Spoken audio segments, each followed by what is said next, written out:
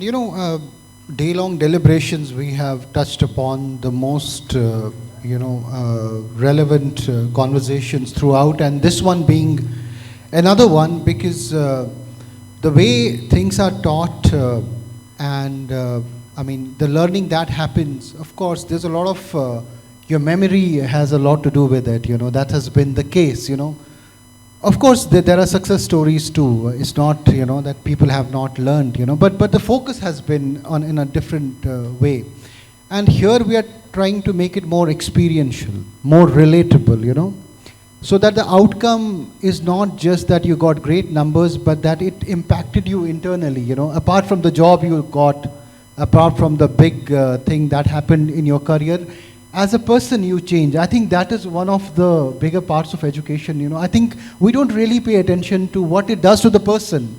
We always evaluate, look at it like how much will it fetch you in the market, how much will you contribute in the next big tech revolution. But what about you as a person as well? I think that's also an aspect that we miss on it.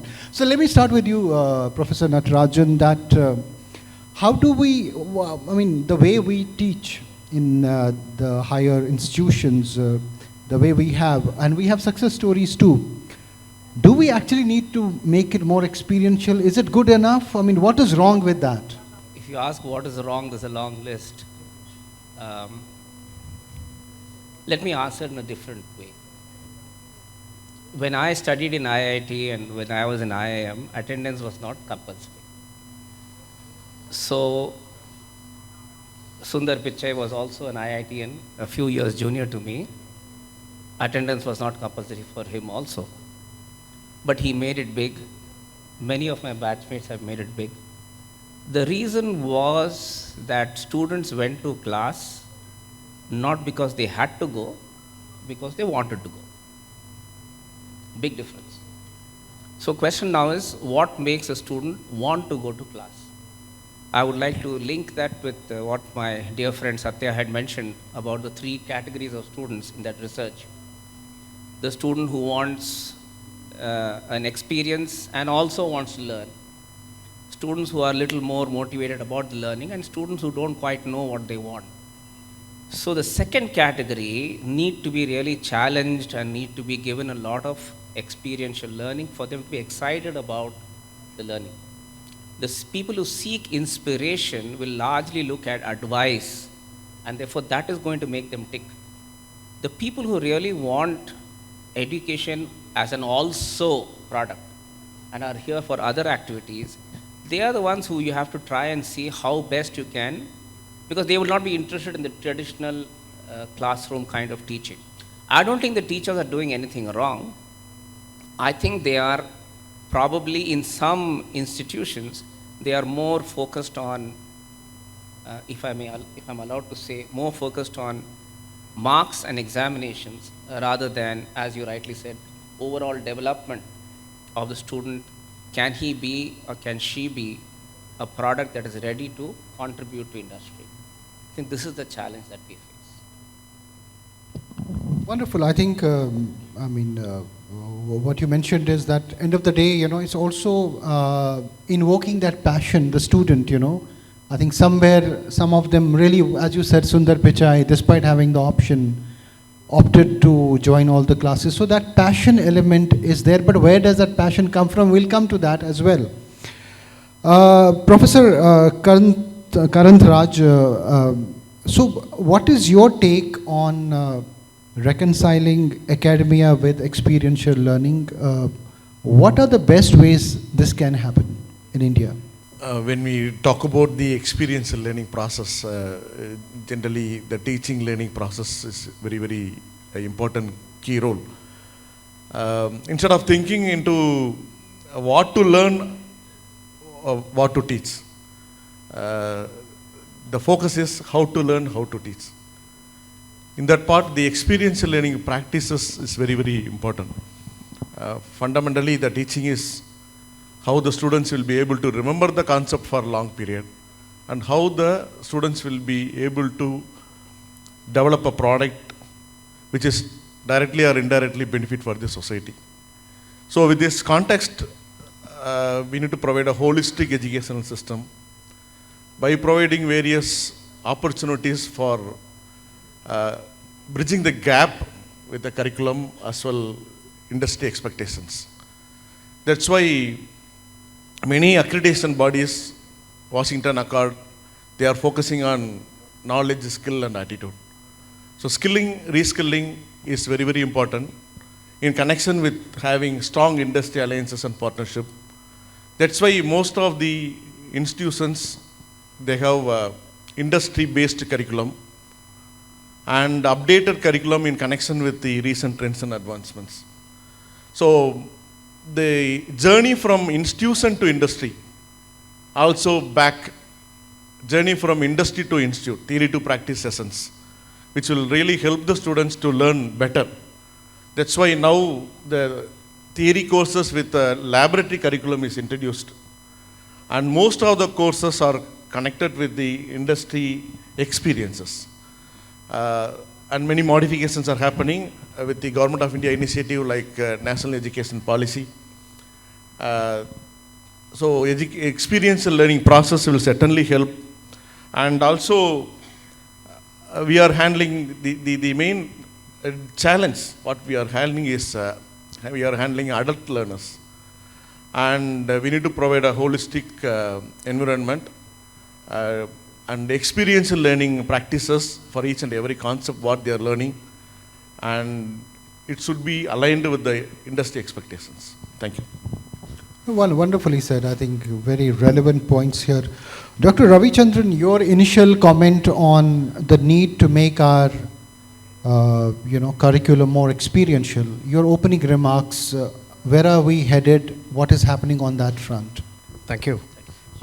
First of all, my thanks to that Business World Education, the team members for inviting me to be the panel member of the elite members. The first one is that the education is to learn the skill and knowledge.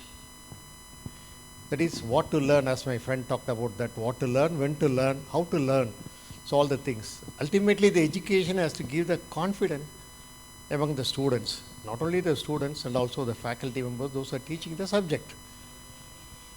Particularly after the pandemic period, since we are in the teaching for last 30, 40 years, we are seeing that vast difference among the students' mindset, particularly after that pandemic period, because when we are introducing the digital devices to the students right from the LKG onwards, right, the students' learning attitude completely changed.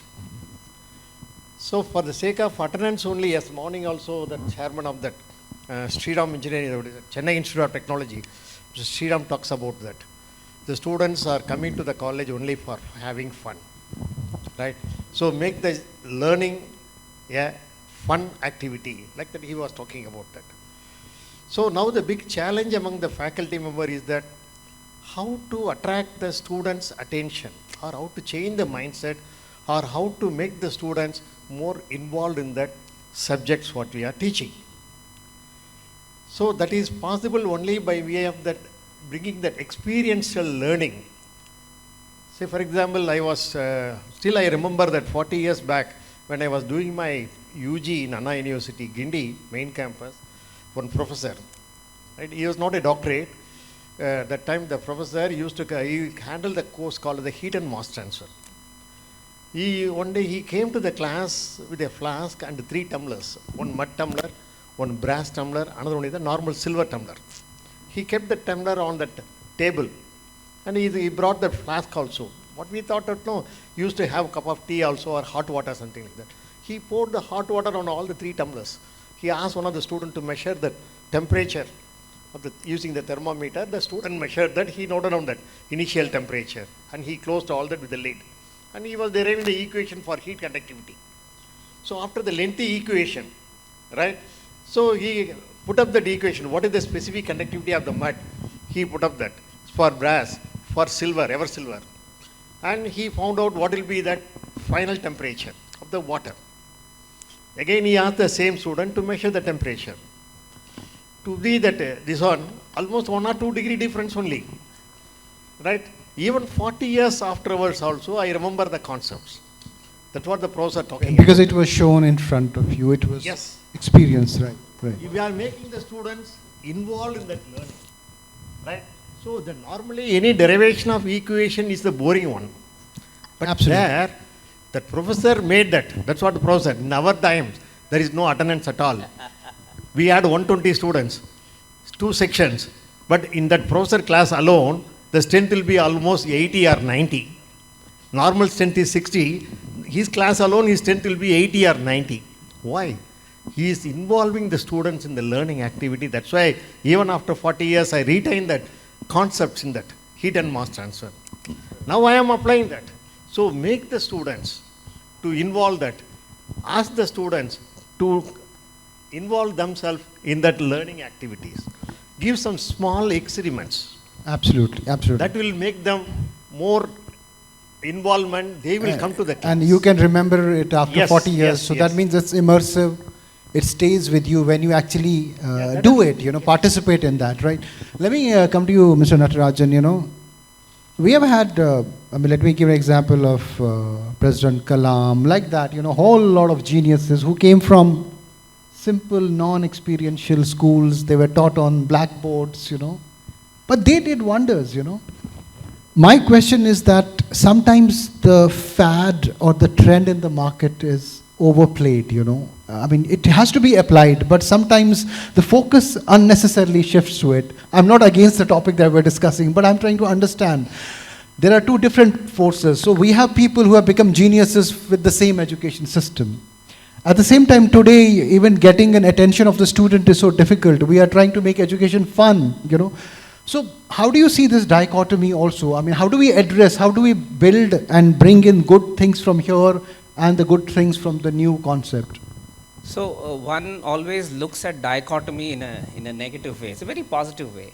If you have differences, then only you can have the fun, the learning, the enjoyment. So you mentioned eminent scientists and people like this. See, there are people who pursue a course because they are interested in that course. The percentage of such people is rather low. There are others who do the course because they have to do something. I have finished my 12th, I got to do something. I can't sit at home.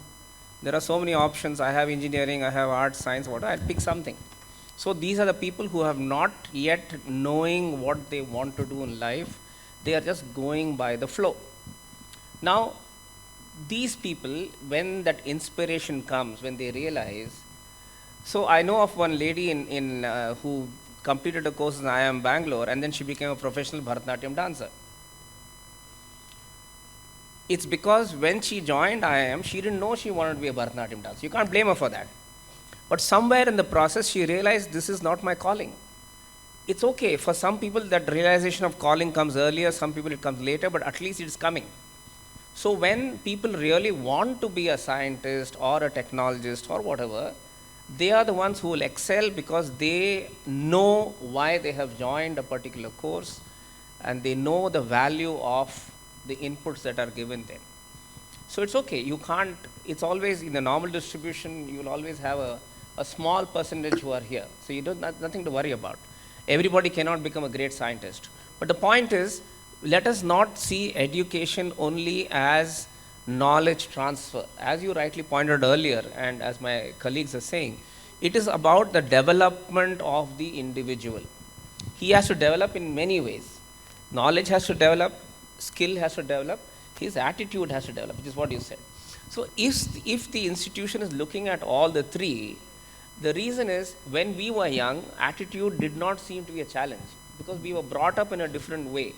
But today, children are brought up with a lot more access to, I would say, instruments which make them aware of many things. So they need to be taught a little bit about positive attitude and things like that. So that is my take on this. Absolutely. I think we can learn, the best parts from both the systems, both the approaches, and ultimately, again, it boils down to how soon you discover that you are interested in it, rather than just being a tick mark. You're studying because you have to study, or your parents told you that you have to do this, right? There's also Professor Karantharaj, teachers play an important role, like you said. When your teacher showed you those three, jars, I mean, you remembered it. So teachers so it boils down to actually teachers, having great visionary teachers, How are you training your teachers, for example, your professors,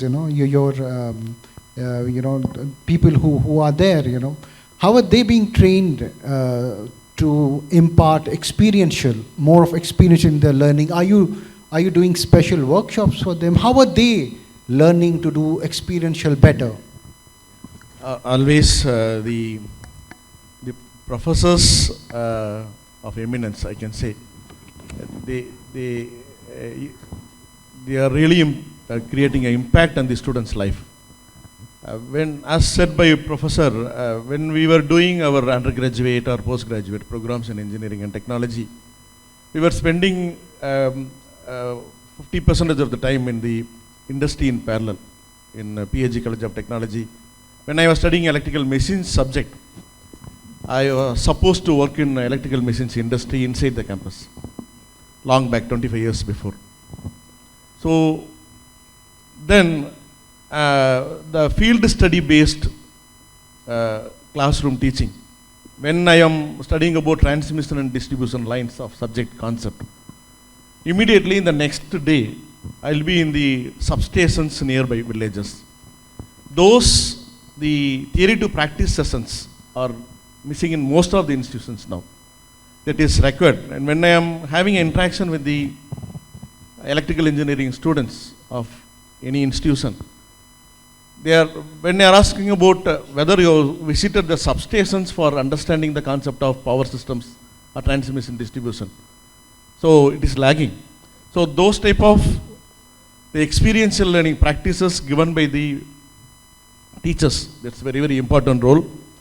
That's why long back, maybe 15 years before, many corporates, Government of India was taking new initiatives. The activity-based learning process, role play, theory to practice sessions, project-based learning methodologies, practice-based methodologies, competency-based teaching methodologies. Now, finally, the students, what they are learning, they are understanding, it should be converted into a project. And now, the startup and innovation ecosystem culture is created. Previously, it was not part of the curriculum, as said by Professor. We need to create a holistic environment, and he should be an all-round performer in terms of knowledge, skill, attitude, and other way. Now, the present generation, Generation Z, they are very, very intelligent, smarter, and they are inspiring others. As a case study, we have connected all the projects, teaching learning practices into connected to Sustainable Development Goals of United Nations. And all the projects which is directly connected to all the 17 goals. And now students are able to perform well, and they are able to create products. And I would like to say one case study. The Government of India, Ministry of Defence, they have taken a new initiative called Defence Innovation Organization, IDEX. They are directly giving a problem state challenges and problem challenges directly to the community, directly to students level, professors level. It's really, normally we talk about is like Ranuva Ragasyam in Tamil, military secret. Now the problem challenges, problem definitions of Army, Navy, Air Force and other sectors, it is being given to the students community level.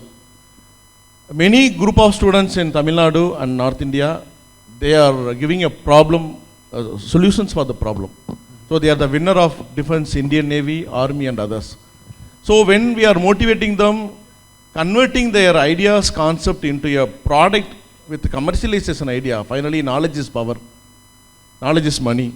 So when they are having a confident to become entrepreneurs, especially startup, first generation entrepreneurs, when we are able to convert them into a first generation entrepreneurs, certainly these experiential learning practices, what we learn from our teachers, and we are able to remember it, and they are performing well in their career. So that's my ideas into that. Absolutely, absolutely. Dr. Ravichandran, your take on involving teachers and making them impart more experiential learning. How are you approaching that? What is your story like? Yeah, very that. The teacher role in that experiential learning is very, very important. The problem in our education system is that the teacher themselves, they are lagging in that industrial exposure. Sorry, I want to interrupt here. Earlier we were saying that why don't we make teaching the highest paid job? Won't it solve? It's as simple, right? If you make it the highest paid job, I'm sure, when people complete IIT, IIMs, excellence, institutions of excellence, they don't go to teaching necessarily, right? Unless it's a passion, right? No, teaching. Sorry. I'm just, a teacher, as far as I know, teachers don't worry about money. That's why they teach. Money no, but is if we make them, make it, change the way it is approached, I think it might have I think those who want to teach will teach. Those who want to go to industry will go to industry. I don't think money is the reason, primary motivation for us. Am I right, sir? Yes, absolutely. I'd like to add a point here. I came from teacher family and I was forced to enter into teaching community. But now I am enjoying and see the dedication and legacy of teaching profile. Now, every institution, every organization is focusing on faculty empowerment, I can say. Equally, faculty members are empowered. Industry linkages and even internship is provided for faculty members. So that once they are empowered, they are able to inspire the students' community. Right. We have connected directly with the industry clusters. Right. So sorry. That's what I am also coming to say that to address these type of issues in the faculty members, we in our institution, we used to send the faculty members during the summer vacation to the industries. And also we have the excellent industry relation department. Through that, almost every year 550, 600 students are going to the industry for doing their 9 months project, not 6 months project, 9 months project. So that when the students are going for 3 months project in the industry, it will take time for them to get accustomed to the system. Whereas in the 9 months project, first 1 or 2 months, they will learn the system and they will really contribute. So that also helped them to get the placement in the same company. That also we have seen that. That is one thing. The second thing is that being that a deemed university, we have the liberty to frame our own curriculum. So I myself designed a course called 6-credit course in that 3D printing course. 3 years back itself, we started that before the pandemic season. So what happened now, the 3D printing, that time only it was start gaining this on. So we have introduced the subject theory, practical plus project. Initially a project will be given.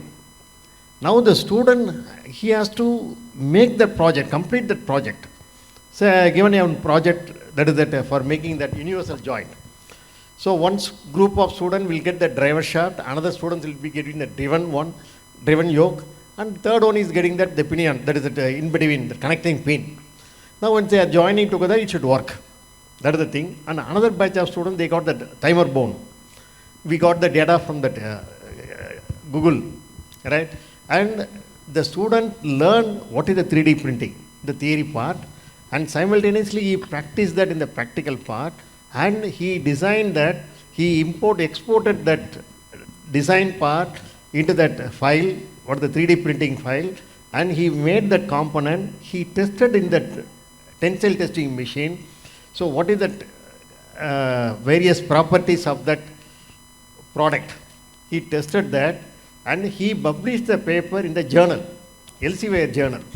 And also he presented his findings in an international workshop about that project-based learning.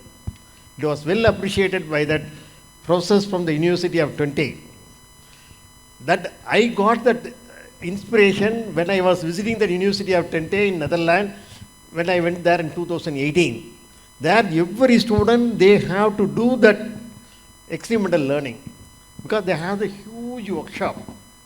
Whereas that type of investment is not affordable. That is the one problem we have that. Every faculty members, they are giving that particular project to the student. They are with the students. They are with the students also, they are with the faculty almost for 8 hours, 9 hours, till 10 o'clock, 11 o'clock. They are in the workshop, or Right, the laboratory. right. I would Right. like to, if you Sure. don't mind, Sure, sure. to answer your question partly and supplement what he said. I know of some professors, sir, who travel with the students all the way to Delhi for that auto expo where the students have see, just like students, the normal distribution, you will have a normal distribution for faculty also. There will be a few faculty members who are inspired on their own and who inspire the students to no end. But you cannot expect every faculty member to have that inspiration. Important context. I would like to add one point here. In the context of faculty empowerment or providing an experiential learning process to the students community, the startup and innovation ecosystem not only for students community, it is for the faculty and students. And as a case study, we tried with last 2 years, we established Sairam Techno Incubator Foundation, Section 8 company inside the campus, and we were able to convert the idea concept into a product. Now 57 faculty members, they have own startups. To myself, I signed a memorandum of understanding and partnered with the Ministry of Defense. I am having a startup as a principal, Armor Grenadier Private Limited, which is solving a problem of Indian Navy. So faculty members, default, they have self-confidence. It's called Vidya Garvam. And indirectly, it will be beneficial for the students community, indirectly beneficial for the nation building. Of course, if they create disruptors, of course, if they can create disruptors, so they are the biggest disruptors, of course, right? Professor Natarajan, I've seen one more. There's also a factor of attitude. For example, I have seen this comment, I heard this, that there's this certain institution, very well-renowned, well-known, but their focus on extracurricular, experiential, some parents are sometimes saying, "Arey, yahan pe bahut zyada padhai nahi hoti hai." So mindset, how parents also visualize learning, I think there is a mindset block also. This thing, unless the teacher comes, teaches in a traditional way, it's not education. It's not, having fun is not education. Do you think there is a cultural barrier also towards experiential that we need to we need to go on the other side of it, It is there in schools. It definitely cannot be there in colleges. I mean, can't be. So I know of a school where they brought computers to a lab and asked students to work on computers, and the parents said, no, I don't want my school kids working on computers. That's school kids. But colleges and all, parents should not interfere. So this is where the earlier topic was about Dream University. The university promoter should be clear as to who their main stakeholder is. So you can't please everybody. You can't please the students, the parents, everybody. So your job is to work with this batch of students and make them productive in some way, whichever way it is. If the parents cannot interfere in this, because that's why you have started an institution. If they knew, they can start an institution on their own. They don't need to interfere here. I don't think that's right. I hope it is not true what you're saying, because if parents start interfering in the running of an institution, then there's nothing right about this. So I would like to add a point here. See, now as per our discussion, the performance in other extracurricular, co-curricular initiatives are very taking lead. Professional, I am the chairman of IEEE Madras section and one of the leading non-profit international organization, having more than 10 lakh plus professional members. Students are enjoying the outcome connected with the professional societies, club activities, entrepreneurship activities, and many. For example, if we are giving an opportunity to become a volunteer for a technical event, they are ready to perform well. So this type of, they are enjoying well, and I can say we have introduced a new system called, in addition to regular CGPA, PGPA, it's a new concept, performance grade point average, including all the certifications, online certifications, projects they carried out, startup initiatives they carried out, club and cell initiatives, and many things, even NSS social innovation activities. All these things are covered under PGPA, not for grading into mark sheet. So that we will be able to identify the super performers in that area and reward them for their better career enhancement. Thank you. Right. There are students at the back, and I want them to ask a question after this round, okay? Because they let them be participative. Dr. Ravichandran, do you think there is a cultural barrier towards experiential that we need to overcome? Yeah, definitely. Because I am seeing a lot of difference between the students coming from that urban side and also from the rural side. Rural side, their mindset is different, and the urban side student mindset is different. That's why we have that acquittance program. 21 days we are conducting, so that we will have the uniformity among the students to remove the barrier, right? We are taking all the students to that various industries, and industry people are coming to the institution as part of that acquittance activities. Then they will talk to the students. So what is the industry, how that industry will be, like that. And as a part of that also, as I told you already, we are taking the students also to the industry, both in the software industry and also in the core industries.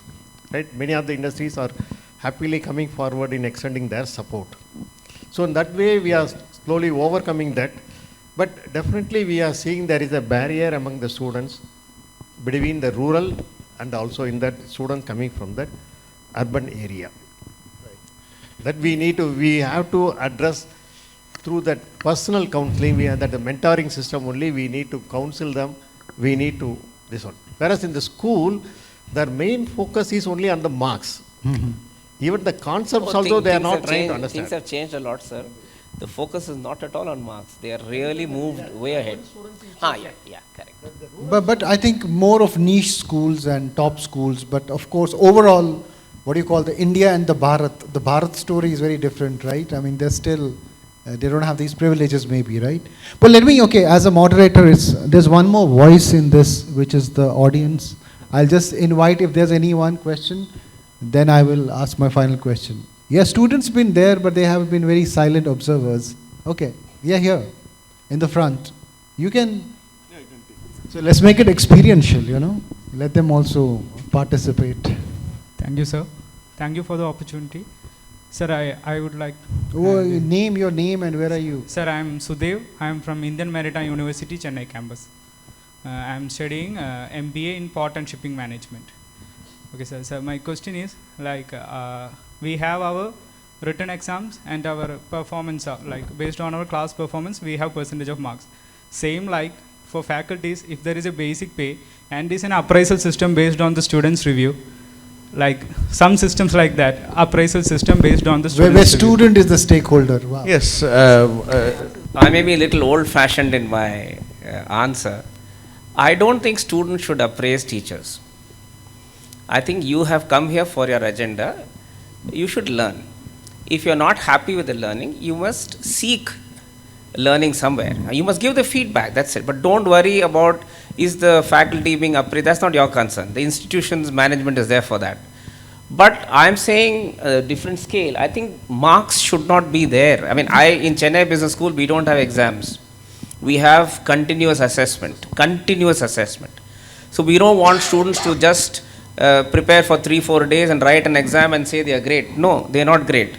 They have to be continuously assessed. And faculty are, if you think the faculty are not being assessed by the management, you are wrong. Management is constantly looking, I mean, that is why we are here. And we get feedback.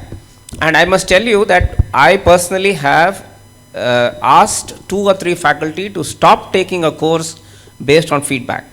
So it's not that it's not happening, but I don't think you should be worried whether management is doing or not. So the management is already taking those factors into account and yeah. So it's very critical, like a 360-degree feedback mechanism is followed and well-defined feedback systems is followed for a faculty appraisal system, set by set. So it is now enriched, not only with the teaching learning, it is with the research, it is with the project, it is with the how they are equipping themselves for e-learning courses, how many Coursera certifications they received, how many industry they visited, how many industry problem they brought in, all the things connected with the delivering of content to the students community. So it's well defined, and most of the organization they're taking keen on faculty. That's why I said a term called faculty empowerment. So they're doing for the benefit of the students community. Thank you. I would like to, since you are a student, every faculty knows, but everybody who knows cannot deliver well. There are two parts, knowledge and delivery. But the faculty knows, if the student is interested in learning, he will get the knowledge. But if the student is interested in assessing them, that's when it gets lost. So you be clear as to why you are there. If the student is interested, the teacher will always be there and he'll never let you down. Right. All right, this brings me to my Sir. final question. Sir, sorry if I overstepped. I just No, don't worry. No, you raised a valid point and they gave their own, of course, the right answers for it. And that's okay. We are an open, it has to be Thank you, sir. a debate. Thank you. My final question to you, let me start with you, Professor Natarajan. Where does the problem lie when you want to correct and bring more experiential? Is it on the teacher side or on the student side? There is no problem. I don't know, why do you think there's a problem? There's no problem. No, I tell you, my experience, again, a higher institution, higher education, Delhi. I went there. Honestly, the teachers were not in tune with the market forces, marketplaces, not at all. My personal observation. I mean to say that students at times, maybe they would have learned if teachers were brighter. So I'm saying, where does the problem lie? With the management? Or it's not a problem. Okay, what can improve? Where can things improve? On the student side, on the management side, on the teacher side? If you talk about improvement, everything has to improve. Nobody is perfect. We're not God yet, right? We're human beings. So it means we have scope for improvement. But we are trying. That's the most important thing. The selection process of students have improved. And therefore, we are able to at least make sure that the person who we are admitting for an engineering course or a management course has the basic aptitude and the basic ability to become an engineer or a management graduate. We are doing that much better now than we used to do in the past. The teachers are being trained, as Professor said very nicely, they have been encouraged to do a lot of things. So things are happening. And when change happens, you have to give it time for it to mature. I honestly feel there's no problem. I think we are doing the best, and I'm sure we'll be there sooner or later. Okay, quick question. I mean, to you, I have to get this response. So we still celebrate. I mean, I was just going driving on a road, and I'd seen these hoardings because the admission season is here. And only one metric was there. Placement 60 lakh per annum, 40. How do we celebrate knowledge? I mean, how do we undo this celebration of the numbers and celebrate knowledge? Is that only in theory or it can happen? Not at all, not at all. We see, there is a marketing angle, there is the delivery, course delivery. What you see is the marketing. Marketing has to say things that will attract the people to come. My role as an educator starts after they join the institution. In order to bring them to the institution, the marketing department will obviously say the things that the parent or the stakeholder will want to hear. So that's different. I mean, we are not talking about education, we're not talking about the marketing. Marketing is a different thing. We can have another seminar on that, I'm quite okay. But right now we're talking about education, and my role starts when the student gets admitted. It's okay, the hoarding is fine, nothing wrong. Perfect. Your quick take on, what can improve, where can things improve to become, better as far as learning and teaching is concerned? That's why in the overall continuous improvement is happening in terms of I can say innovation, it will not come at the end. Innovation in terms of curriculum development, how the curriculum delivery, curriculum assessment and evaluation. In this context, and all the new things are introduced, like as I said earlier, how many students are going to be an entrepreneur, how many students are going to be entered into IT industries, or core engineering opportunities, or research opportunities, that's different. So the entire thing is now moving into the CDIO curriculum, the concept, design, implement and operate. So when we are seeing a CDIO curriculum framework, and we are able to see the progress. And one more thing I like to highlight here, as said by Sir, the marketing point of view is different, that the program outcomes after 4 years of graduation, how the students will be, what the students will be, that's called program outcomes. So for that, the institutions are working and having a meticulous planning to deliver the content effectively, to frame the content effectively, even the assessment process as said by Professor. Once all the things are happening effectively, so we'll be able to produce quality graduates out of the higher education system. Thank you. Wonderful. Closing remarks, Dr. Ravi Chandran. What can improve in any of you? Again, that is that I say that the NEP also insists on that for collaborative, research-based or participating lifestyle of learning. So we need to inculcate this experiential learning in all the courses. So that will make the students to understand the concepts. Say today if you are asking even an engineering student, electrical engineering student, do you know how to change a fuse in that old type of fuse carrier? They may not know that because they have never changed that fuse. That is, we in the family as a parent, I am not allowing my son to learn that, to have that experience. So how I can make him as a successful engineer? So it starts from that home, one. We should give a lot of students that, let them make mistake. In the experiential learning, they will say, I used to quote the cycling. Say in the cycling, my brother, he taught me the fundamentals. After that, I had taken the cycle, I fell down many number of times, had that blood that came out, all the things, and we wipe out with that our saliva, we will wipe out, right, all the things we have done, but we never skipped up that giving the cycling. That's why that today we are running in the bicycle, we are doing all that wheeling and other thing, because of the confidence I had in that learning. So that's what I am asking that. Let us experience everything. In the laboratory, it is not for doing that experiment as per the procedure. Say I am a mechanical engineer. I used to give the manufacturing technology lab, we used to make the turning operations. So the thing is that the students are learning how to make the turning and other thing, removal of material. I said that don't try to learn how to remove that material. Why the finish is like this? If I change the parameters, so what will happen? Don't worry whether there will be a damage to the tool or that machine. Don't worry. It can be always replaceable. But you are learning that, you are getting that experience. Now, when you are operating at a particular high speed, so you will get a nice finish. The surface roughness can be minimized. So that cannot be taught in the book. That will come only by that. That's why that laboratory, use the laboratory, spend more time in the laboratory, make the mistake. If some accident happen, let it be. That also an experience. Because this type of only experience only will give you that experience. If you are not falling from the cycle, you will never know. Absolutely. I think I'm getting a cue that the time is up. But one, you want to add a point? Yeah, I would like to add one point here. The experiential learning not only for students, it's for faculty members also. That's why the teaching learning is not a separate component. Teaching and learning is for both. We had a colloquial memes and other thing, 80s kids, 90s kids, and millennials, then generation Z. That's why now the students are different.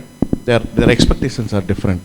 So we need to cope up with their expectations, and we need to provide a conducive environment, and we need to understand them. We cannot strictly become a teacher, and we should become a mentor for each and every students community. That will really help the students community to perform well, to contribute well, to achieve more in their career. Thank you very much.